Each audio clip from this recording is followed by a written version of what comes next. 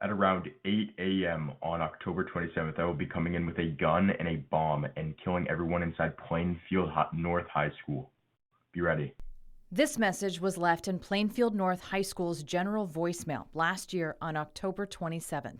The principal immediately brought it to the attention of the school resource officer and the local police department at around 6 a.m. According to the police report, extra patrol cars were then diverted to the school, and all students and staff were told to hold in place starting at 7:55 a.m. 15 heart-stopping minutes later, that order was lifted. We have plenty to think about all the time. And if we could just teach and not have to worry about whether or not we are going to go home at the end of the day. Paul Adams is a Chicago area high school teacher and a retired campus police officer. It's one of those things that we just want to make sure we're in a nurturing place for our students to grow. In August 2019, a new law took effect requiring all Illinois school districts to develop a threat assessment plan and to create a threat assessment team. That's in addition to the 6 safety drills schools have to do every year. At least one of them is an active shooter drill. Has become more and more of a real issue. Representative Fred Crespo sponsored Illinois' school threat assessment law. He's vice chair of the state's House Education Committee on School Policy. It took effect immediately in 2019, giving school districts 30 days to put together their threat assessment teams, 90 days to develop their procedure to handle a school threat. So in the last 3 years, how many Illinois school districts have put their threat assessment plan and team in place? When we were asking our members if they had these plans in place, and they did not. Kathy Griffin is the president of the Illinois Education Association. The IEA worked closely with legislators like Crespo to get Illinois' school threat assessment law passed. Because sometimes you put things into place and you just assume that people will do them.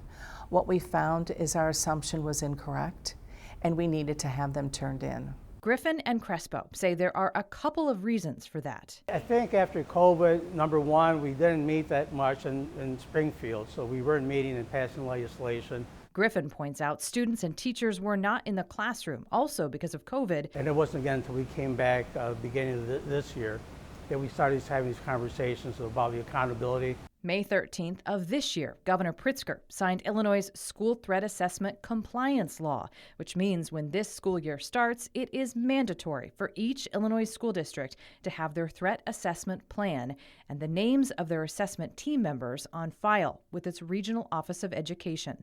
Even though another law has been passed that now requires school districts to close this hole, it's still missing something.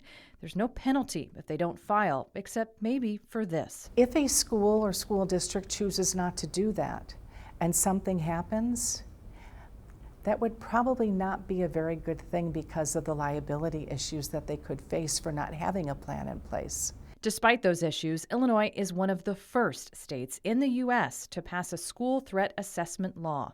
Following the shooting at Robb Elementary in Uvalde, it's making another first. Illinois' Terrorism Task Force is now offering its first specialized training session for first responder command staff across the board. We've identified that the command and control of these active threat or active shooter situations is also another very important element, that our law enforcement leaders, right, have the appropriate level of training, just like their frontline officers. In Illinois' first ever command and control training session, these supervisors from police, fire, and EMS are working through active threat scenarios from start to finish together.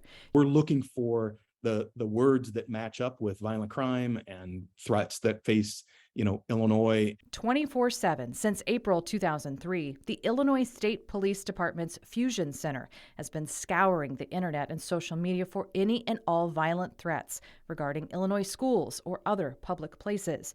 Also known as the STIC, or Statewide Terrorism and Intelligence Center, investigators there answer around 20,000 calls a year from local law enforcement looking for help.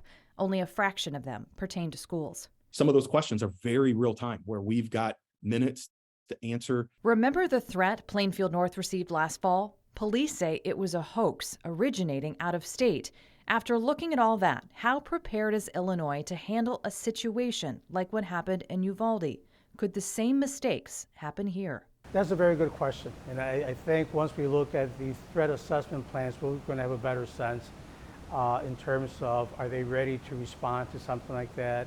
School threat assessment teams also look for struggling students at all times and try to get them help before an incident occurs.